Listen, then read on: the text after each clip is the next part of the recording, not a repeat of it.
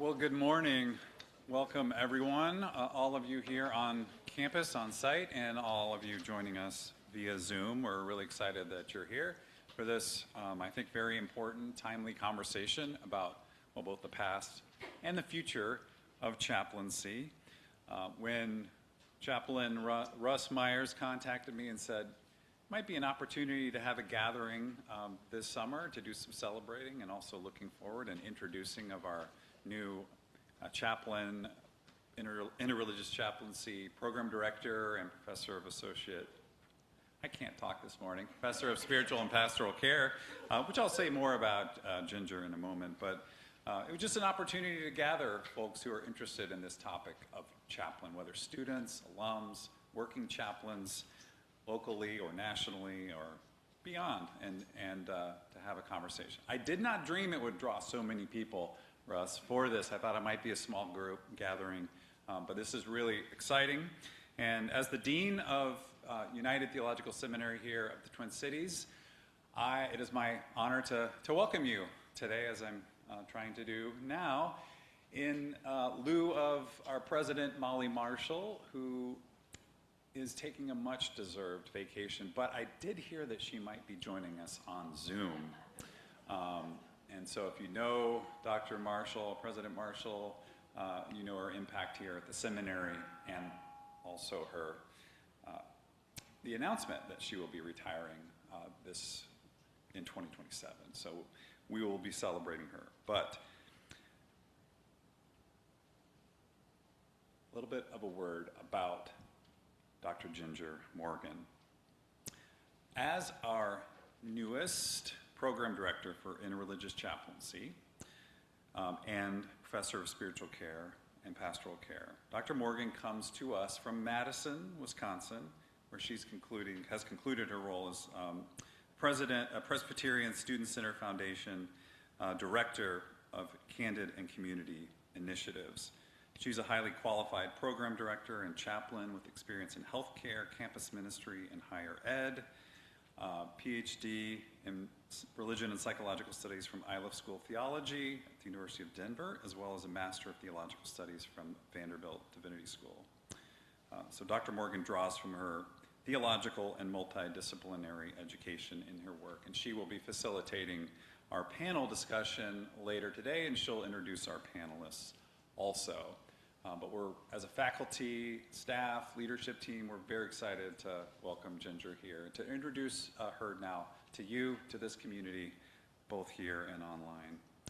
But next up, I'm excited to welcome up Dr. Amy Levinski, a chaplain with the Anoka Metro Regional Treatment Center, graduate of United, MDiv from 17, and DMin from Vanderbilt University. And so Amy is going to share a few reflections about chaplaincy education, and then we'll be off and running. Thank you all for being here.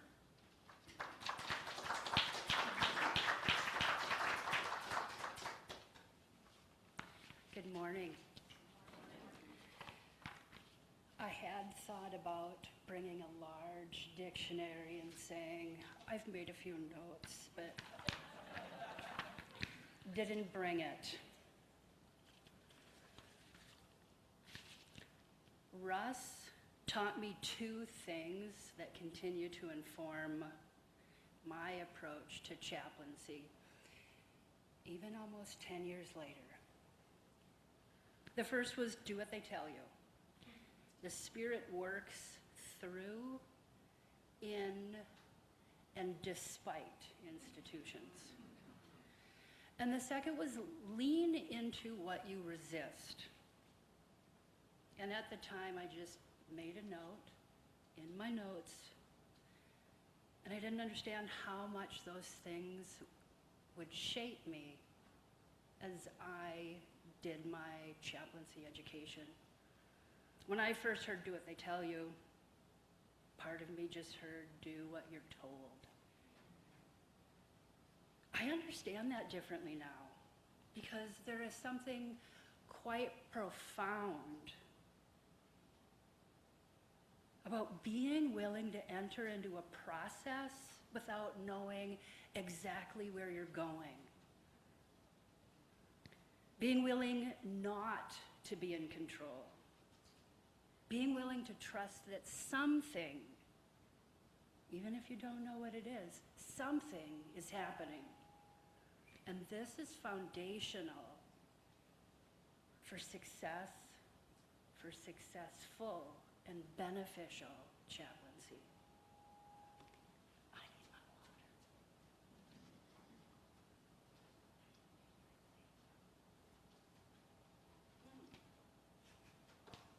I turned around and nobody saw me go by myself.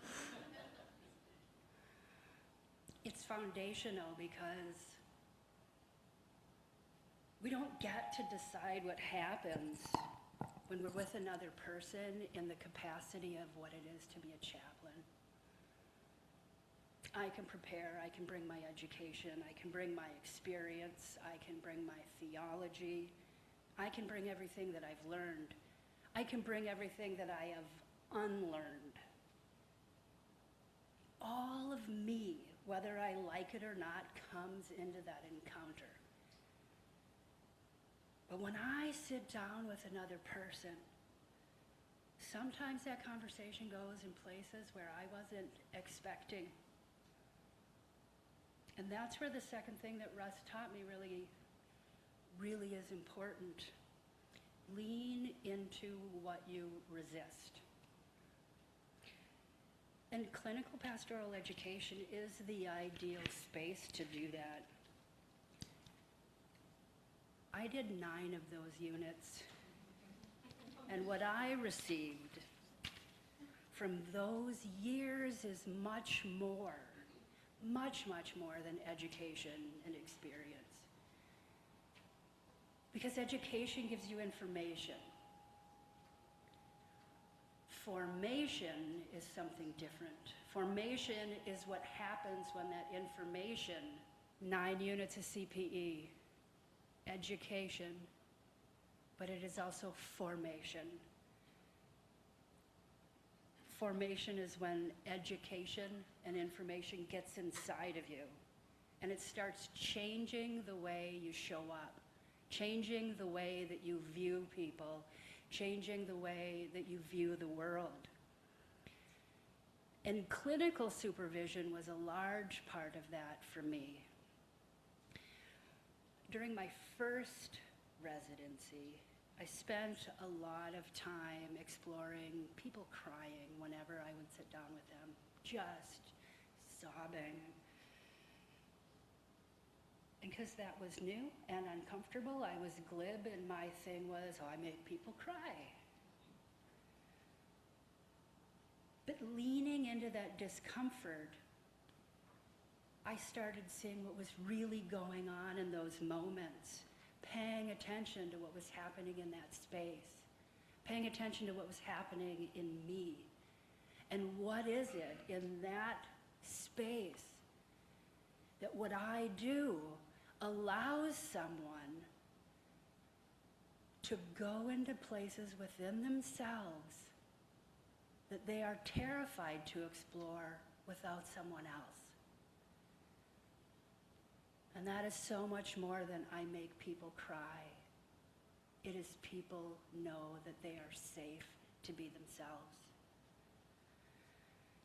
Supervision gave me the opportunity to know myself through someone else's eyes. It helped me recognize my assumptions. And that's one of the important things that supervision does. It helps us become aware of ourselves so that we don't get in the way of the person that we are trying to serve. Because what I have learned is people have their own answers. People have their own inner wisdom. They have their own capacity for meaning making. People have their own capacity within them to heal. And my job is not to steer them where I think they need to go, or where I think they should go, or where someone else thinks that they should go. My job is to be with them for a little bit of time and then let go. And that is where the awareness of our personal and pastoral authority becomes really important. Because we have influence, and we have education, and we have experience, and we have power in the room. We have power in the room. How do we use our power? Do we use it to direct and control and demand? Or do we use it to create space? Good supervision teaches us how to use our personal and professional power, not by taking our strengths away, but by helping us understand our strengths, not by making every chaplain look like the supervisor, but by helping each person become the chaplain that they are capable of being.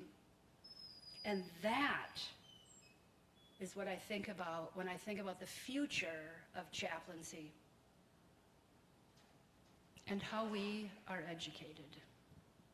We absolutely do need standards. We need clinical competence. We need ethics, and we need accountability. But we don't need one mold that every chaplain has to fit into. We need formation that helps people be more fully themselves within the standards. And maybe that's what Russ was really trying to teach us. To trust the process. To lean into whenever I am uncomfortable. To trust that the Spirit works, whether we see it or believe it or not. Because ultimately, I don't make healing happen. I don't have all the answers, and I don't always know exactly where I'm going. And the person who likes to be in control inside of me just took an internal gasp, even though I know it's true. But I do get to show up, and I do get to be present. And I get to go into the places where I'm invited that hurt without taking someone else's right and responsibility away to find their own way. And that is what the value of chaplaincy education offers. Not the ability to control the process, but the ability and willingness to trust it. Thank you.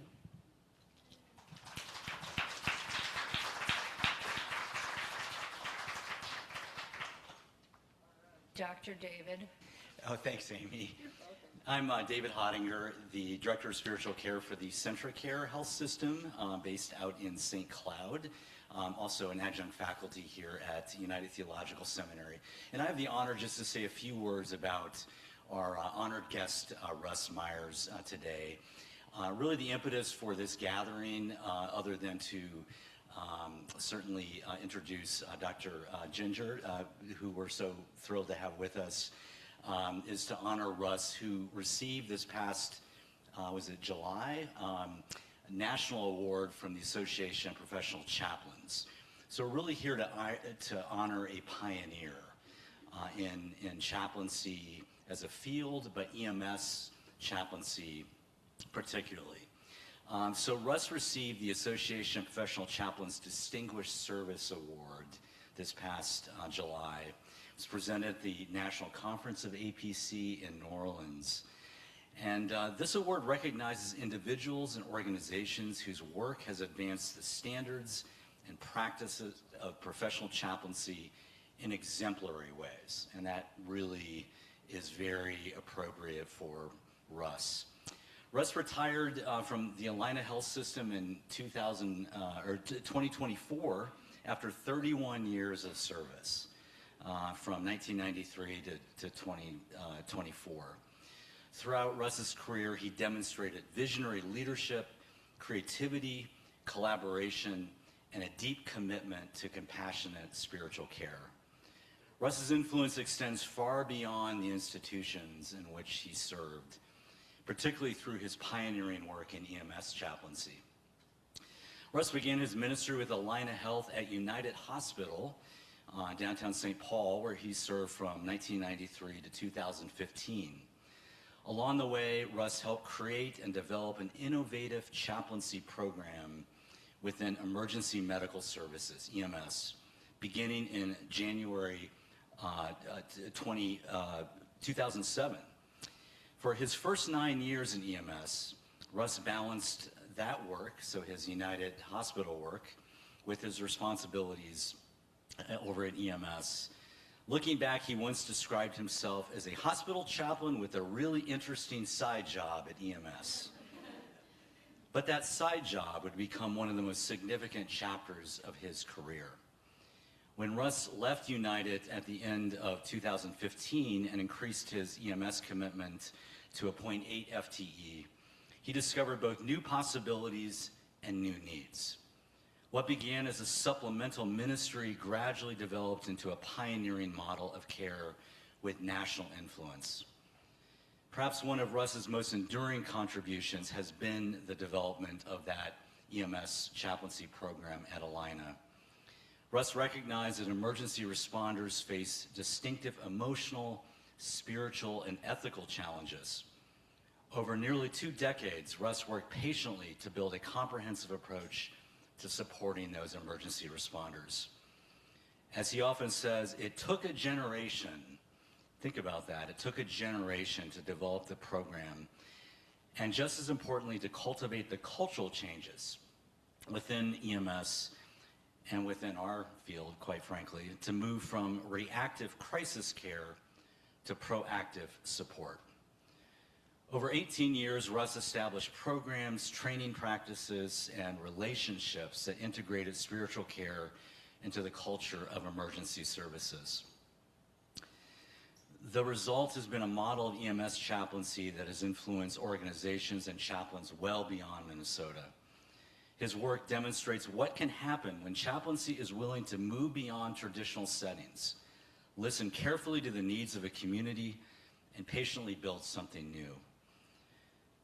Through Russ's writing, research, presentations, and consultation, he has helped shape professional standards and best practices for EMS chaplaincy across the country and actually internationally.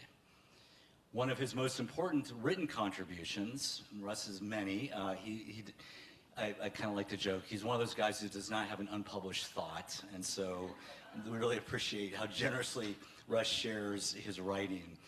But he wrote a landmark book, Because We Care, a handbook for chaplaincy in emergency medical services. It's often described as the Bible of EMS chaplaincy. First published in 2021, the book offers a comprehensive framework for providing spiritual, emotional, and ethical support to EMS professionals and their leaders. The book has been reissued by Wipf and Stock, making Russ's experience and wisdom available to a new generation of chaplains and emergency service professionals.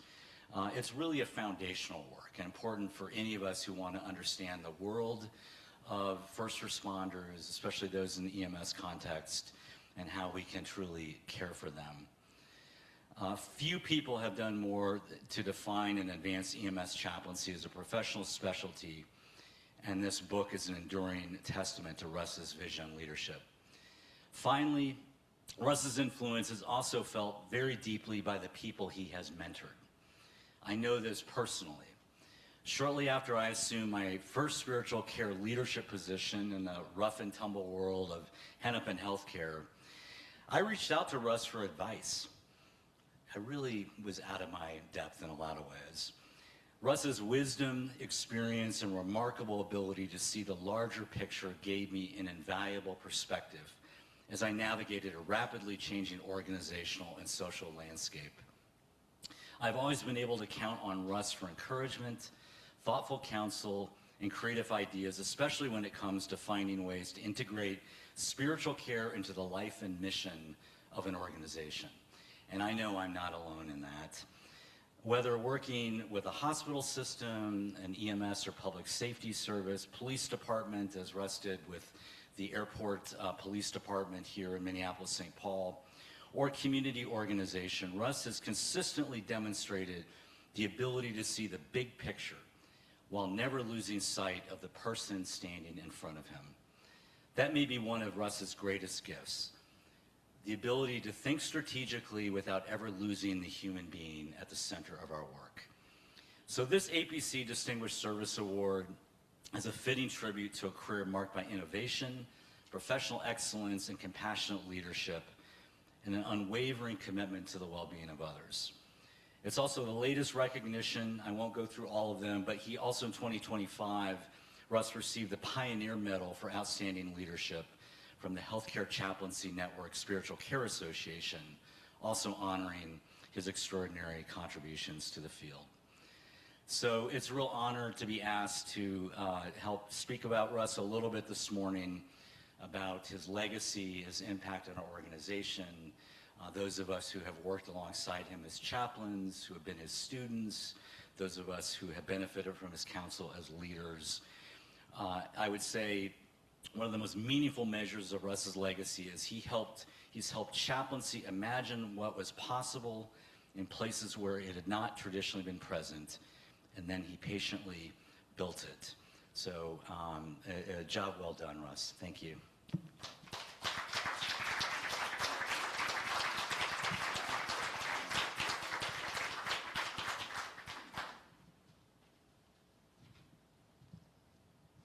Just so you see it, this is the award.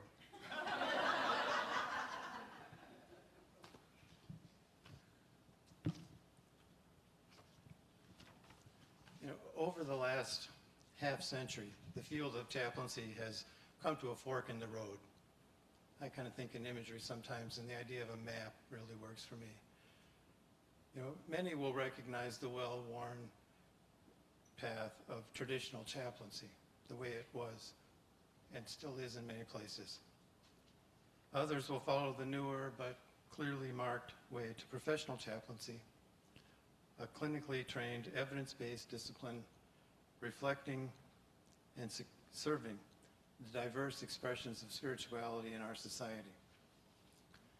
When I started at United Hospital in 1993, I walked into a department where I was the only one there who had any CPE. That was 33 years ago. So it became a long slog to figure out how we're going to move this department through this transition to becoming what it could be.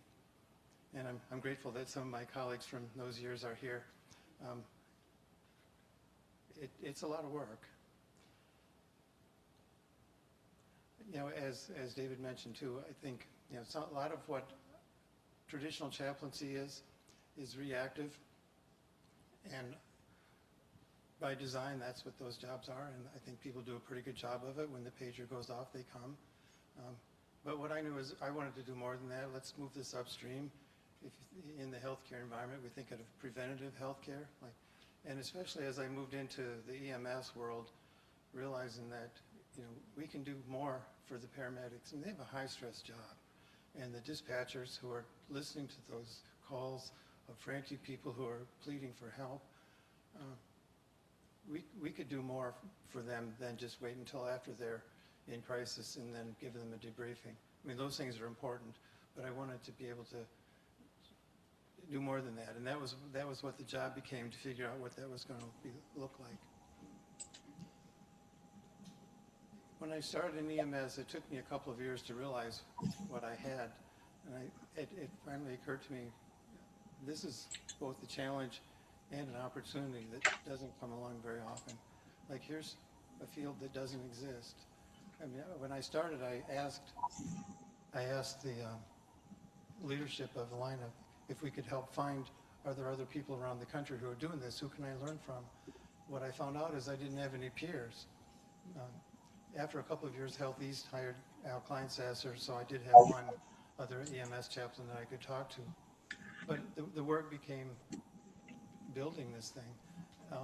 And part of it wasn't driven by I want to create a legacy for myself. It's someday I'm going to retire, and whoever follows me, they shouldn't have to do all this work of figuring this out. I've already done all that. It helps that I like to write. So I started writing everything down, procedures, protocols. Part of what we learn in chaplaincy is we have to learn how to talk administration because they're not going to learn how to talk chaplain. So writing protocols and procedures and job descriptions and everything in a language that administrators could understand and appreciate. And our work is to interpret for them who we are and what we're doing there. So if you think about the image of a map, what I realized is that I had walked into the proverbial terra incognita, the unknown land. There was no map. We had to build it. And I'm really grateful for all the people who accompanied me along the way. Ultimately, this is the book, if you want to see it.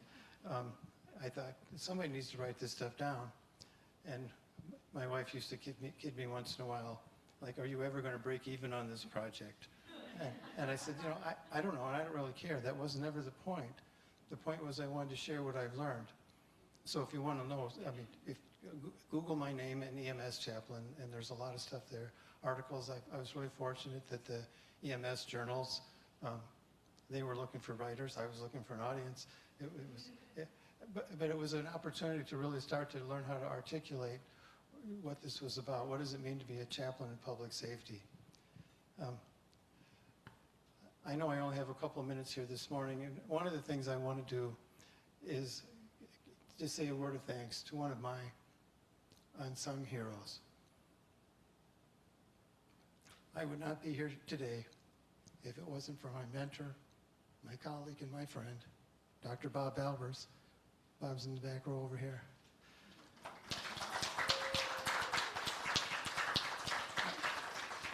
We first crossed paths in the early 80s when I was a student at Luther Seminary and Bob was on the faculty. I just want to highlight a couple of ways that our lives have intersected over the years. In the summer of 1990, my wife Mary and I had been serving in the congregation for 4.5 years. Bob was directing a program at Luther Seminary called Ministry, Pastoral Care, and Social Change.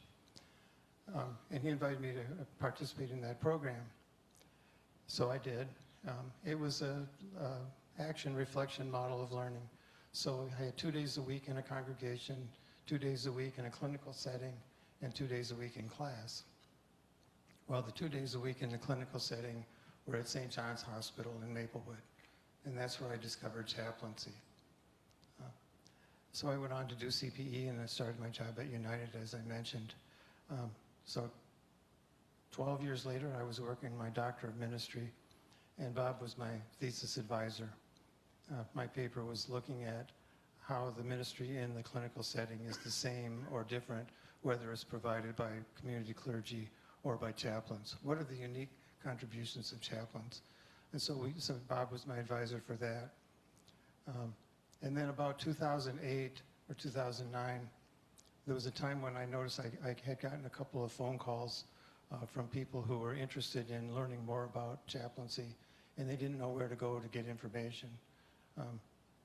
So I called Bob. I found out that he had started teaching here. He had as Bob tells it, he had a 1-year contract that was extended by 1 year and then by 1 year. And pretty soon 1 year turned into 7. So it was during that time I called Bob and said, I wonder if there's an opportunity here to offer a course or something in chaplaincy, what it's about for people who are searching. And he said, the students are asking for this. So he talked to the dean, wrote a grant, we got the funding, created the class. At that time it was called Chaplaincy in a Pluralistic Age. And we were off and running. And so we taught together over the course of 8 years. We taught that class 5 times, I think 3 times together. And then after Bob finally retired again, I did the class by myself a couple of times. And I don't know all the details of the history of the program on interreligious chaplaincy, but it was around that time that the program got started. And now we're just thrilled to welcome Ginger here and see what comes next. So, like I said, I could talk a long time about EMS chaplaincy, and I'd welcome any opportunity to do that. But I want to hear from our panel. What I want to close with, though, is just a couple of things, notes I had here at the end of the book in the acknowledgement section. I'm indebted to many people. Two that I want to note here today. One is the community of chaplains, my professional peers. You get it in ways that most people can't. You know, we need each other. This is hard work, and I would encourage all of my colleagues here who are working as chaplains, if you haven't already, make sure you have your networks, know the people you can go to. It's not if, it's when. You will have one of those days when you just need somebody that you don't need to talk to. They just need to be there because you know that they get it. And second, the students, staff, and faculty at United Theological Seminary. Keep pushing the boundaries and asking the hard questions. The future is bright. Thank you.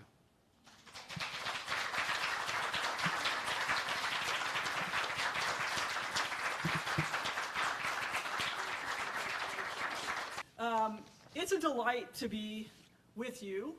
For those of you who don't know me, which is most of you in the room, my name's Ginger Morgan, and I'm the incoming director for Interreligious Chaplaincy. And I've spent most of my career as a chaplain. So I feel like I'm starting in a really auspicious way with a group of colleagues and peers that I would feel very at home sharing stories and supporting one another. So I hope as I transition my role to a faculty position in teaching and mentoring the next generation of chaplains that I can call on you for your wisdom and support as we do that work of preparing the next crowd. I am delighted with the people who've agreed to come and share their thoughts with us today. And I'm going to spend just a moment introducing them. Vilasini Balakrishnan is a retired psychotherapist who earned her master's in pastoral counseling from Loyola University in Maryland. Prior to that, she completed a 2-year Hindu seminary in Mumbai, India, at the Chinmay Mission, studying Sanskrit and Vedantic texts. After 20 years in private practice, Vilasini collaborated with the Chinmay International Foundation in Kerala, India, to develop a certificate in Hindu spiritual care in 2021. She is currently serving as the program director for the Chinmay International Foundation Certificate in Hindu Spiritual Care and serves as the ecclesiastical endorser of Hindu chaplains for the U.S. Armed Forces. United Theological Seminary is delighted to partner with the Chinmay International Foundation to offer an MDiv in interreligious chaplaincy with a Hindu focus. Reverend Linda Lee earned her undergraduate degree in music education, and as we know, like music and the soul are so tightly correlated. She entered seminary at the age of 54, yes, attending half-time and completing her MDiv at the age of 60. So it is yet another story, right? Like life keeps going until this mortal life is done. Reverend Lee completed her CPE training at the VA Medical Center in St. Cloud, where she provided care on a PTSD residential unit and developed an interest in moral injury, creating a curriculum titled Inner Conflict. After work in hospital and long-term care settings, she began to work as a chaplain with the Minnesota Department of Corrections and will celebrate her 10th anniversary in that work this October. Yay. And she is the co-founder of the Native American Culture and Education Project. Dr. Cody Sanders is the Associate Professor of Congregational and Community Care Leadership at Luther Seminary. He teaches in the areas of pastoral theology and spiritual care within congregational and community contexts. Prior to teaching at Luther, he taught at Andover Newton Theological School, Chicago Theological Seminary, and on the faculty of the Chaplaincy Studies Center. He is ordained as an American Baptist minister with the Alliance of Baptists and the American Baptists, and served as an American Baptist chaplain at Harvard and the advisor to the LGBTQ plus affairs in the Office of Religion, Spiritual, and Ethical Life at MIT. While at Luther, Reverend Dr. Sanders has served as an interim pastor at the Table in Minneapolis and the University Baptist Church in Minneapolis. Okay, we have sprinted through those introductions so that I can invite them forward. Okay, so question number one for our panel. What would you say are some of the current challenges facing chaplains today? So what are the challenges in the landscape? And I will invite Vilasini Balakrishnan, who has joined us, and we can see you very nicely. If you would, we're going to let you kick off. Thank you for being with us. Thank you so much, Ginger. It's really a pleasure to meet you and greet you, welcome you to this position, and also to see Kyle and all the others at UTS and join this special occasion. I did have to hone my listening abilities to hear the speakers, and I'm glad I could hear them. Thank you. Really enjoyed the talks. Can you hear me? Okay, you can hear me all right. So you have raised two important questions, which I've been mulling over, and I'd like to share some thoughts. So the field of chaplaincy is being recognized more and more, and surveys show that hospitals offering spiritual care have better ratings than hospitals without. The US military has long recognized the need for chaplains to support their soldiers, and corporations are also beginning to offer spiritual care. So we see that chaplaincy is deeply needed and beneficial, yet it faces challenges that need to be faced. So a couple of challenges came to mind. One major challenge is the rapidly changing religious landscape. Traditional religious affiliation is declining, and the number of people who identify as spiritual but not religious is increasing. Many people are no longer drawn to doctrine or ritual, and yet really most everyone seeks meaning, grounding, and connection. So chaplains must learn to be comfortable with diverse worldviews and be able to accompany people who may not identify with any tradition at all. United is doing an amazing service by offering an MDiv with focuses on the lower density religions, such as Hinduism. And we are extremely grateful to United for this inclusive vision. A second challenge is the pressure to demonstrate measurable outcomes. Institutions want metrics and documentation, but spiritual care is relational and qualitative. So when chaplains are evaluated by systems that don't understand their work, they risk being reduced to like being a crisis responder rather than a whole person caregiver. So chaplains must find ways to articulate our value without compromising the depth of our practice. A third challenge is funding for chaplains. And in many settings, especially universities, chaplains are funded by their own faith organizations. And this model works well for large faith communities who have the resources to support them. But when patients or clients are non-religious, or when they belong to low density traditions such as Hinduism, Buddhism, there is no large institutional body to fund their spiritual care. We're struggling with this. So as religious diversity increases, traditional funding model may no longer work. And this also places more responsibility on the larger faiths to learn about the minority faith groups so that they can provide meaningful spiritual care to all.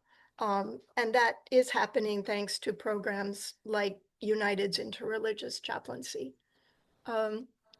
We also have to acknowledge the rising levels of distress and burnout. Chaplains are present for people in moments of trauma, loss, and crisis. Chaplains support not only patients or students, but staff who are themselves overwhelmed. So as societal anxiety increases, chaplains absorb more of this emotional weight. And we need greater, stronger systemic support to enhance chaplains' resilience. So these challenges are just invitations to rethink the preparation, the formation of chaplains, to expand their competencies, and to advocate for structures that support chaplains to do the work they are called to do. So the future of chaplaincy will depend on how thoughtfully we can respond to this. And again, I think United is making a great step forward by collaborating with other religious institutions and providing interreligious training. Thank you. Thank you. Thank you, Vilasini. Thank you.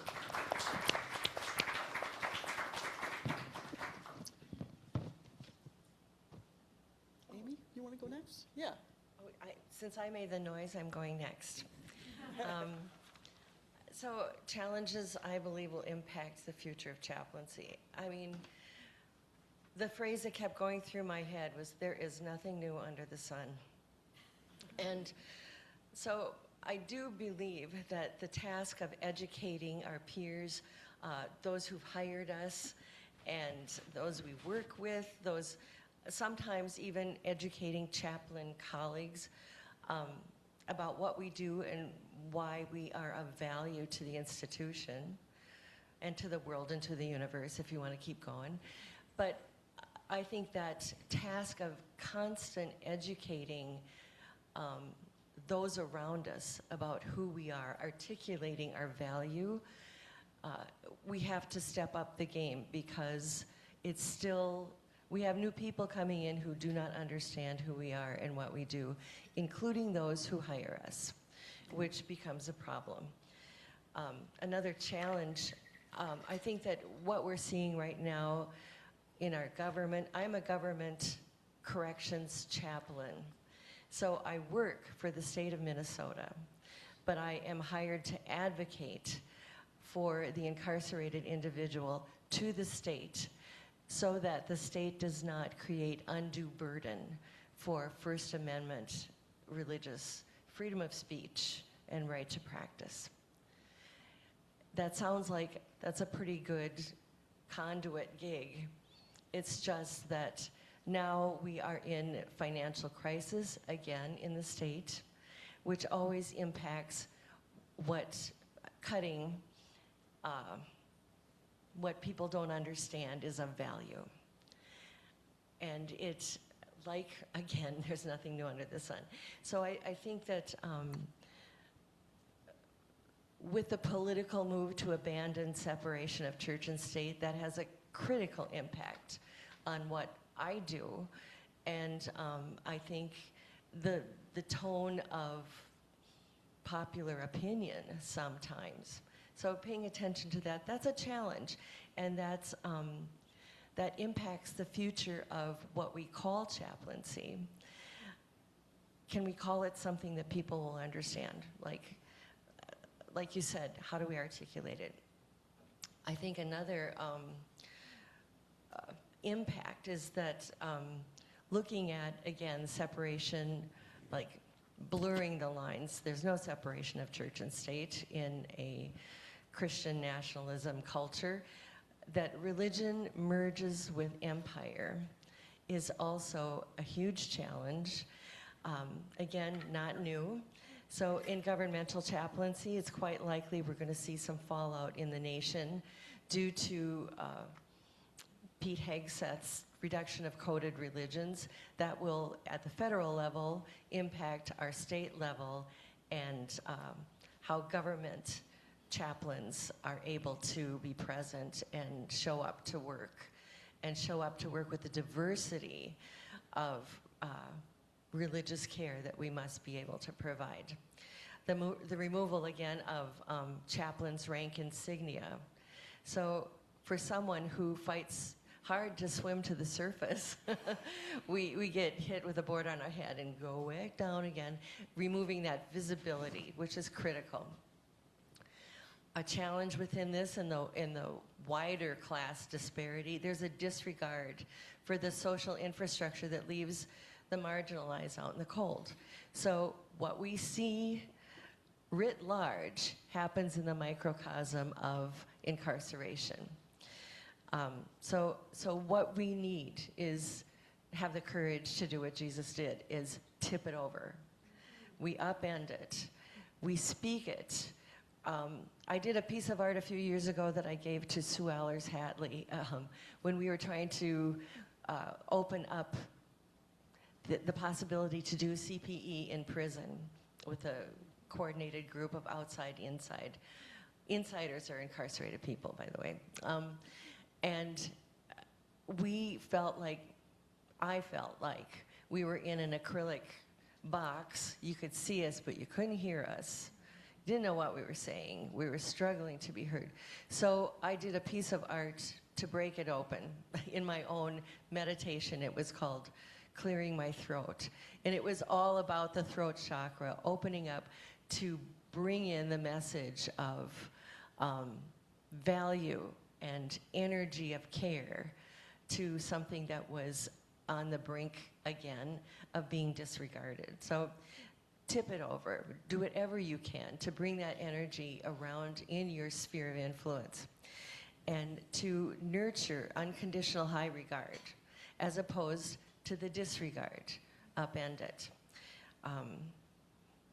We are a specialized group and we have training. I work next door to an officer who holds the room for virtual court for people receiving their sentences virtually, online.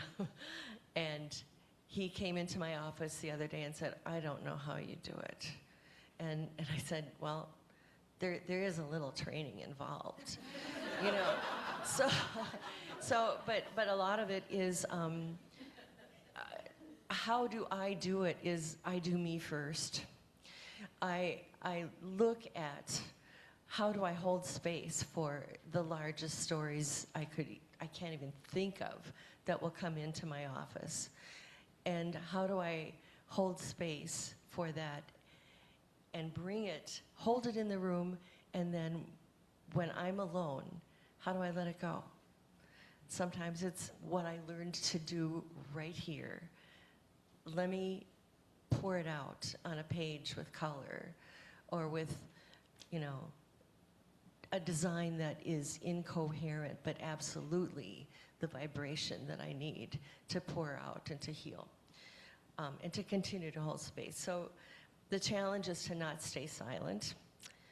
And empire will organize and institutionalize, but it does not humanize. And that's what we do. Thank you.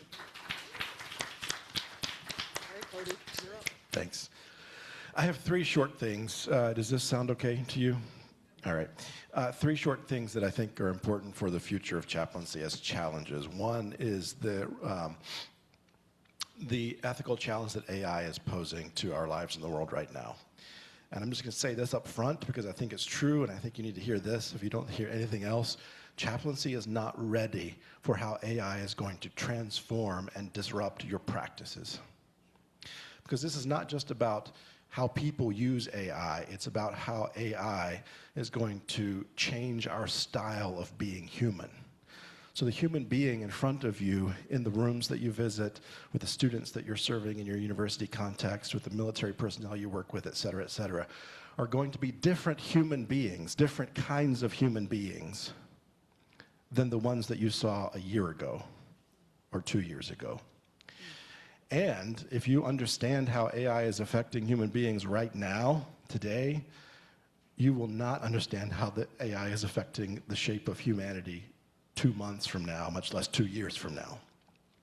One story that I think you should pay attention to that came out, I think a couple weeks ago in the New York Times or somewhere, was a story of a pastor who has been engaging with an AI chatbot for a couple years. He'd been talking with AI chatbots about his theology, about his sermon preparation, et cetera, et cetera. And I know a lot of pastors who are using AI not to write their sermons, but just to have a conversation partner.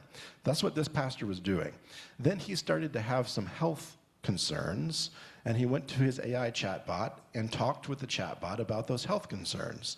The chatbot, because it is sycophantic, wanted to assure him it's not a problem, and it began to use his spiritual framework that it had learned to convince him that his health issues were not a problem and that he shouldn't seek help for them. Meanwhile, here's where you come in, because this is, I think, parallel to how you might engage with someone who is also engaging a chatbot. Meanwhile, his wife, who is a registered nurse, was trying to convince him that he should go to the doctor because these were serious symptoms. But he listened to the chatbot instead of his wife, who was a nurse. And he almost waited too late because he had a pulmonary embolism. How many of you have been in rooms with students, with patients in hospitals, and heard, like, well, my pastor says X, Y, and Z about this thing, and you realize, this is a really unhelpful theological framework for this person to make sense of their life and their suffering, et cetera. But that pastor has a high degree of spiritual authority in this person's life, much more than you as the chaplain in the room with them. And you have to work with that and figure out how to help this person make meaning, even amid some pretty damaging spiritual narratives. Now, AI chatbots are going to be the entity in the room with you that is helping someone make sense of their life in the world.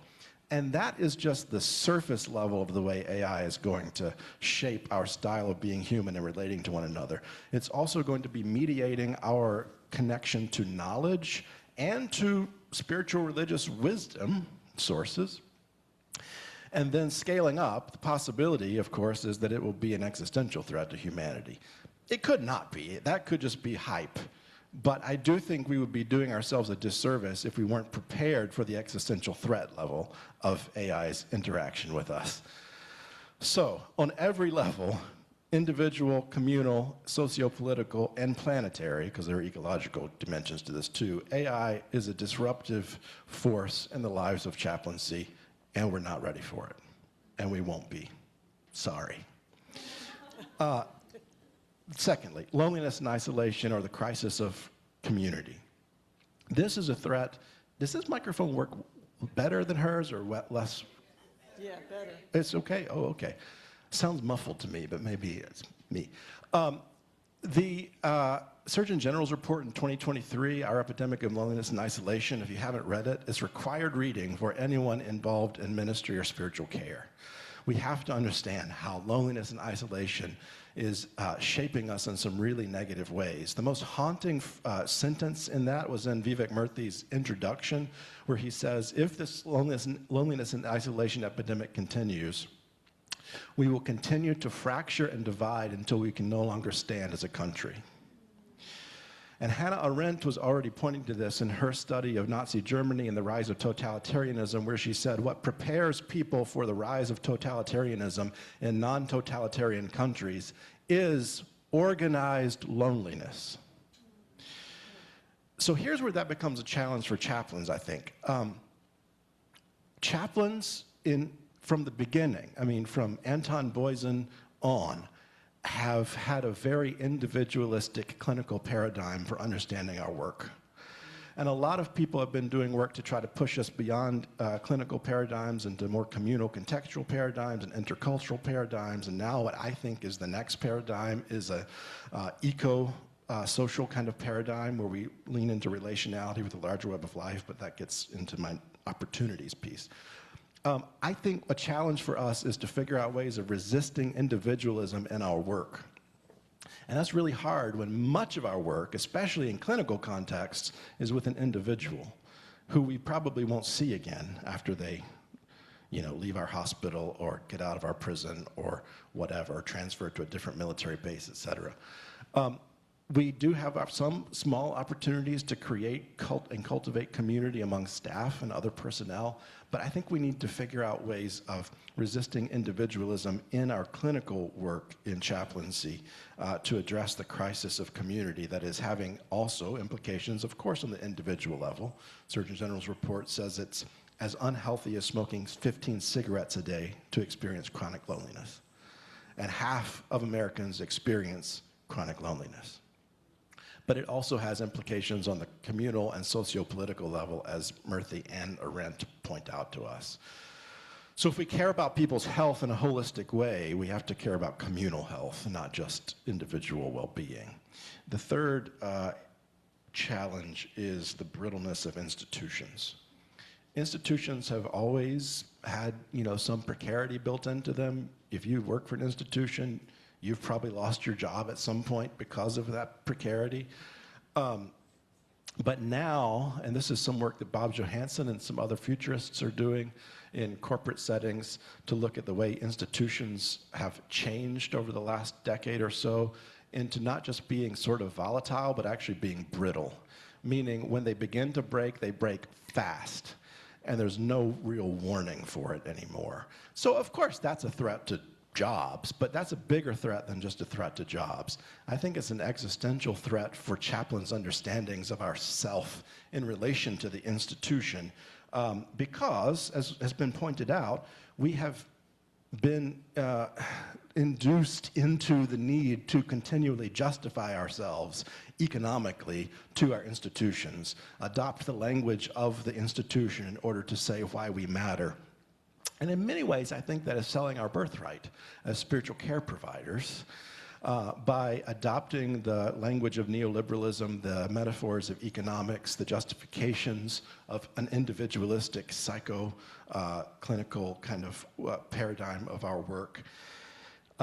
So I don't know what to say about that challenge other than don't get too comfortable in your institutions and realize that your institution, whether it's a hospital, a hospice, an educational institution, your institution does not love you.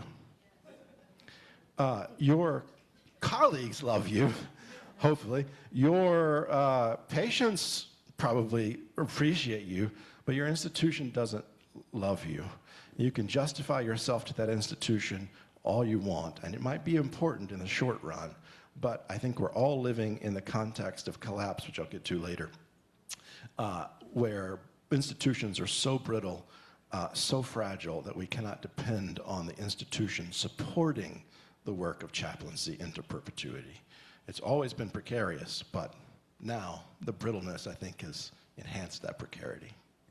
I'm going to borrow this just in case. So I'm going to turn to the second prompt, which is what our panelists view as the possibilities for the future of chaplaincy. And I'm going to pause. There are a few people who do need to step out, and I want to give gracious space. Thank you for coming, for people who have been with us. And then I will invite Villasini to respond first to the possibilities for the future of chaplaincy. Okay. Can you hear me again? Yes. Good. I'm just battling a little cold, so hopefully that won't impair.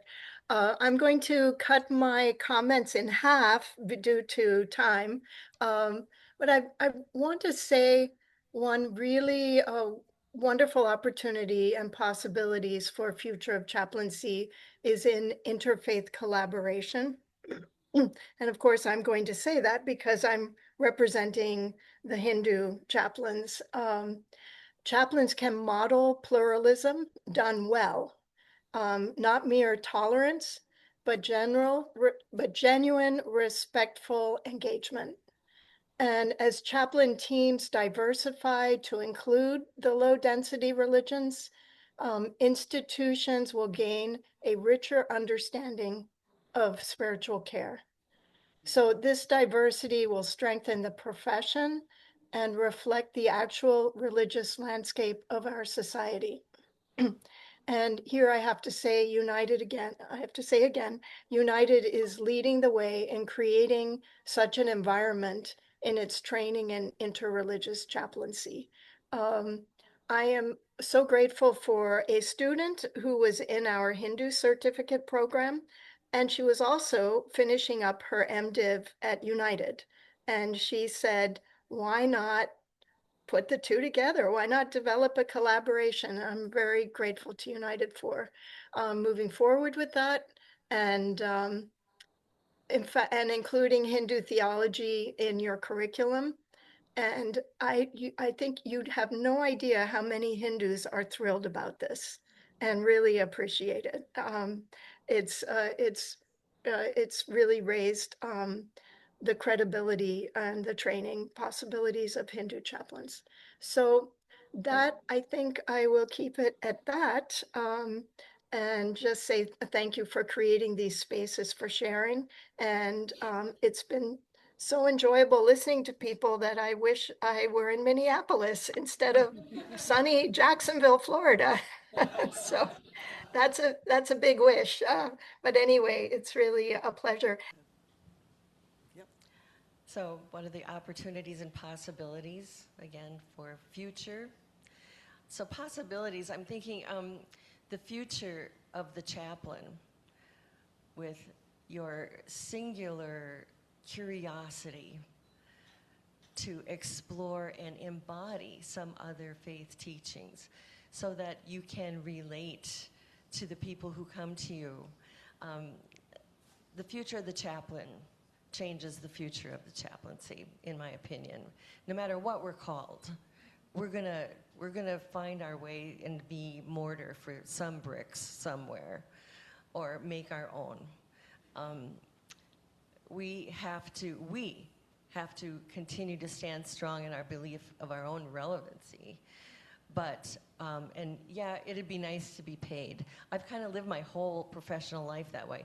Yeah, I'm gonna do what I like. It'd be nice to be paid. And it's worked out okay for me. I mean, we're doing okay. So, so in that, be plurally curious. You know, I'm making up words here like I do. And engaged in learning the value and beliefs and practices. So nurturing our own spiritual expansion so we can show up ready to hold that space with some deeper energy than we would have had before. I am going to retire in January, and in therapy about all that, but the whole thing is that the concept of what's your legacy? And I love what I found when I was reading some work by Mark Nepo. And he said, legacy is residual energy. And so I'm pretty confident of my legacy in my space, the color I use, the artwork that's on the wall, and the 10 years of deep care that many have given me feedback that they've never experienced from a chaplain in government before. So we're crisis specialists, and all that we see has meaning, and we translate it as holy.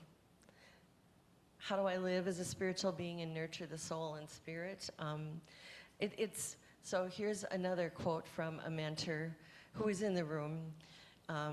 Yes, you, Verlin Hammond.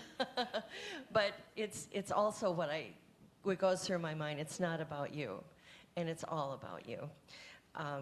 So the challenge is to embrace the gift of the lesson in the not about and all about, all at one time. And I think that's our quantum living right there. We're gifted and we're wired to see. And that seeing is something that Dr. Jan Cather-Weavers in this institution, in this school, taught me deeply how to see. And then spend some time and put that into some words or visually represent it. We are wired to see and walk with troubled, bleeding, dying. We walk with compassion and hold the energy of holy for them. The empires come and go, and we are playing the long game. We're in it I'm not going to say in it to win it, that's kind of cliche, but I think love wins. And that's what I bring. And that's what I continually hold space for myself to get to, because I think it's a superpower. Just like ADHD is my superpower.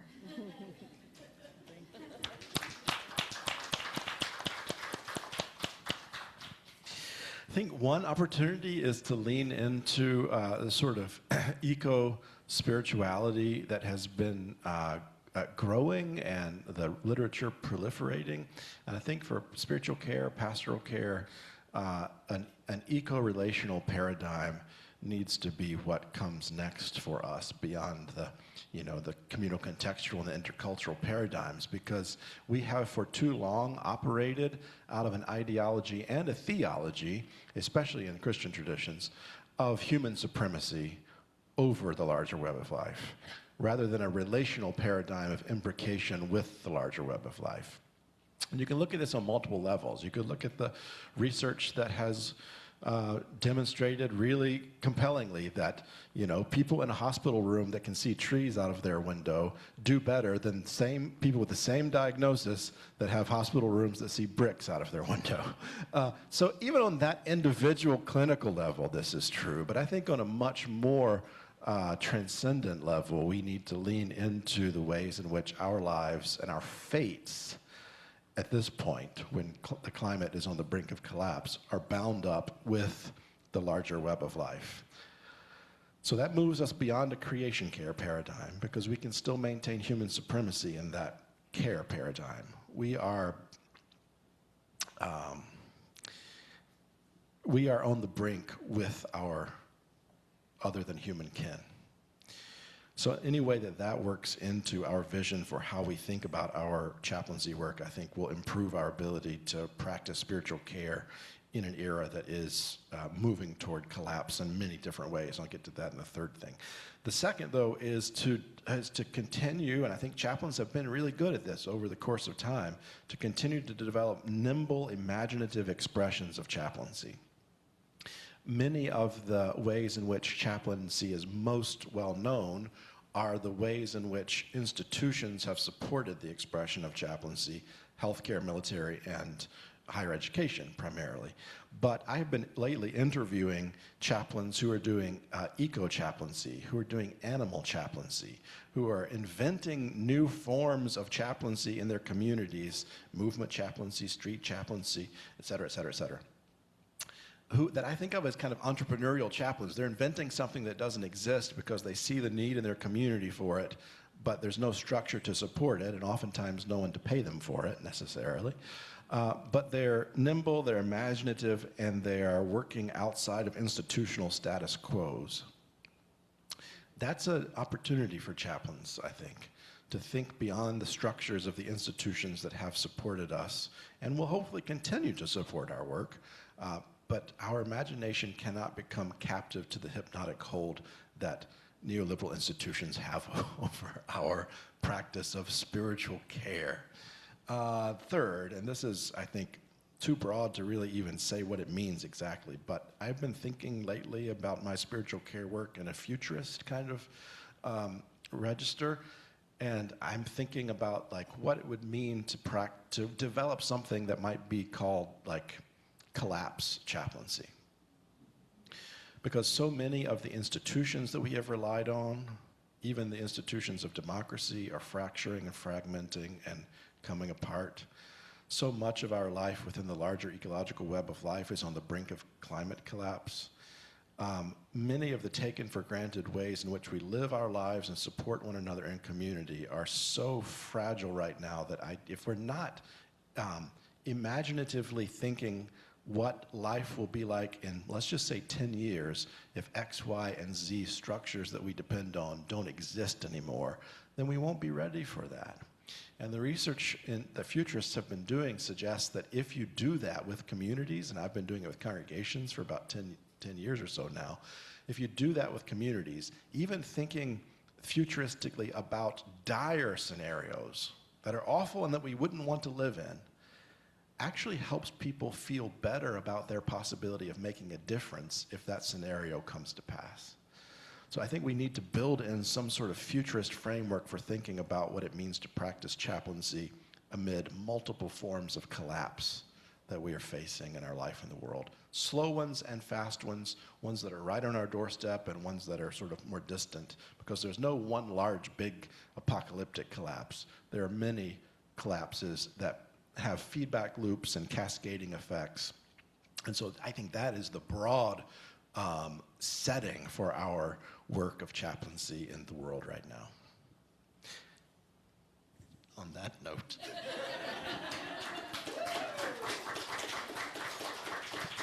Wow. Wow. Okay, so we have our work cut out for us. And good work it is. Thank you for being in the room. Thank you for joining us virtually on Zoom.